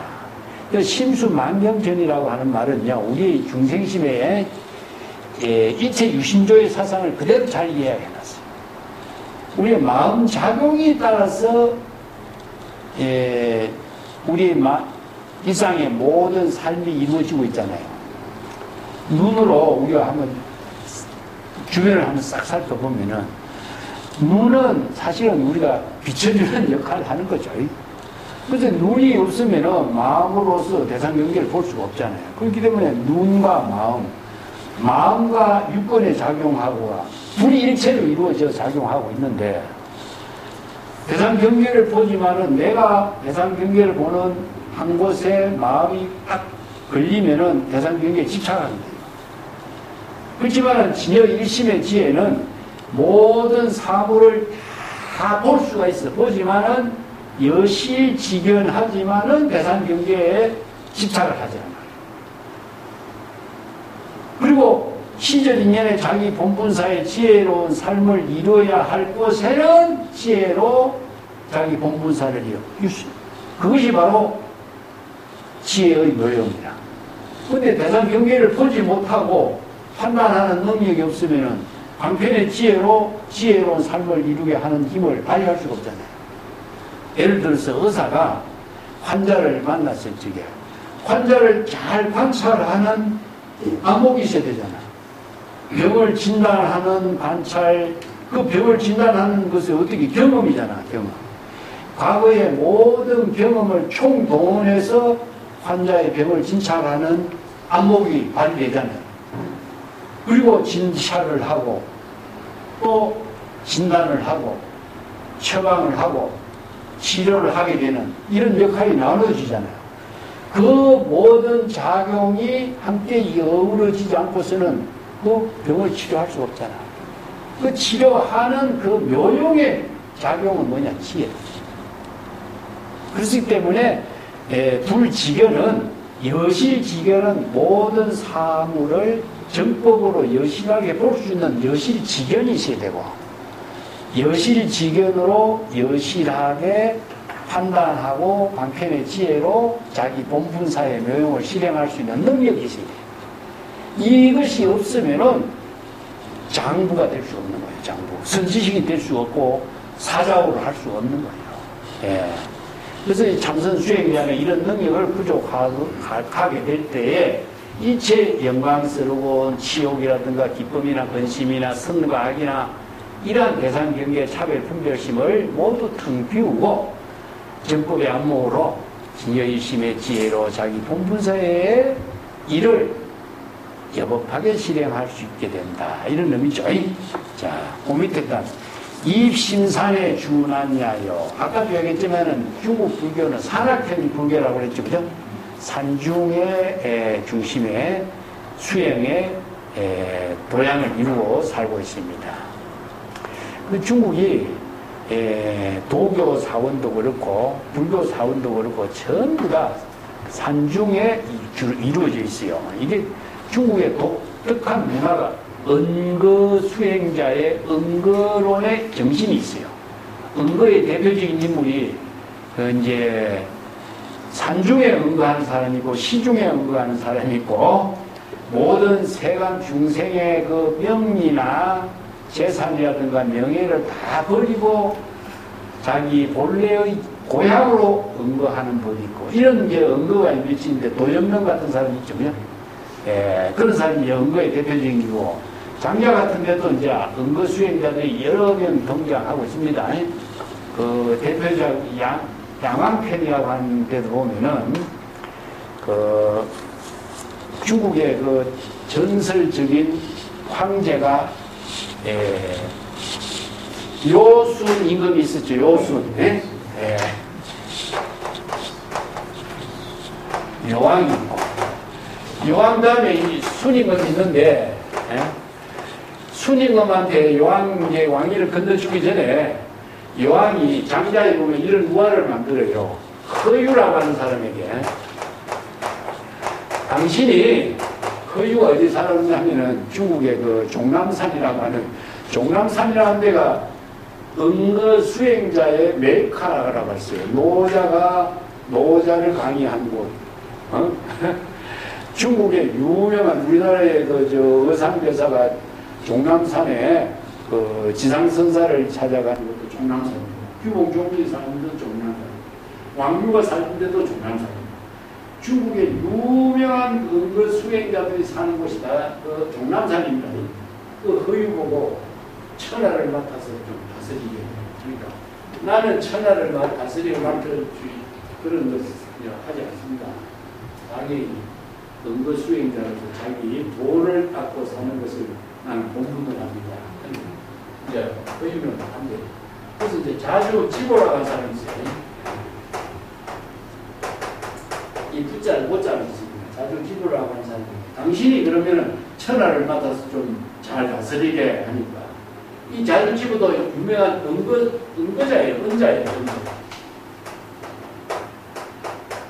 은거한 사람들은 전부 다 도인이에요. 도인이라는 것은 자기 본분사의 지혜로운 삶을 사는 사람이다. 자주입을 한 사람이 뭐냐면 천하를 다스리는 일은 지극히 중요한 일입니다.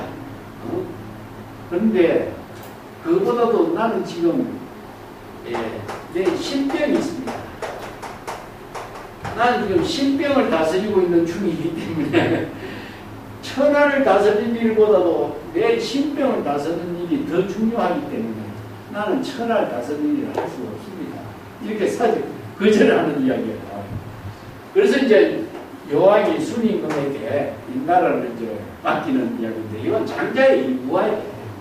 자, 이런 이야기가 무엇이냐 하면 전부 다 은거 도인들의 삶을 일체의 세간의 영역, 천자, 하늘이 천하를 맡기는 천하게 되는 일도 다 거절하고 다 은거 수행자로서 자기의 본분의 삶을 사는 그런 경지에 그 정신을 쓰라고 있는 것이 장자의 연구와 같아요.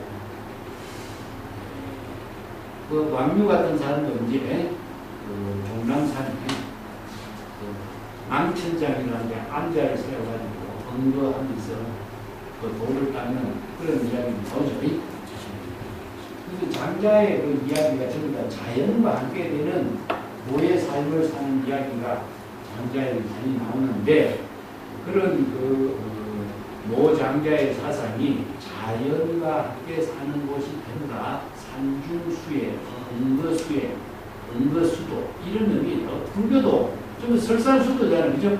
서방을 붙이는 설산수도사입니다. 그죠? 입산수도를 말하고 있습니다.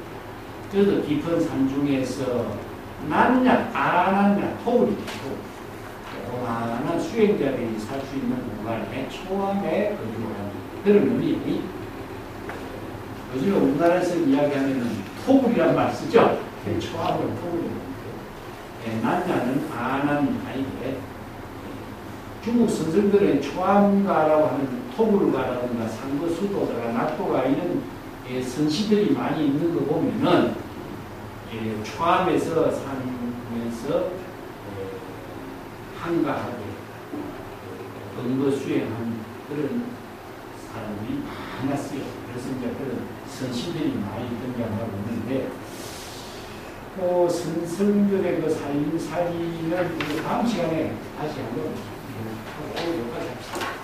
이 신산하고 주만나는 다음 시간에 다시 하겠습니다.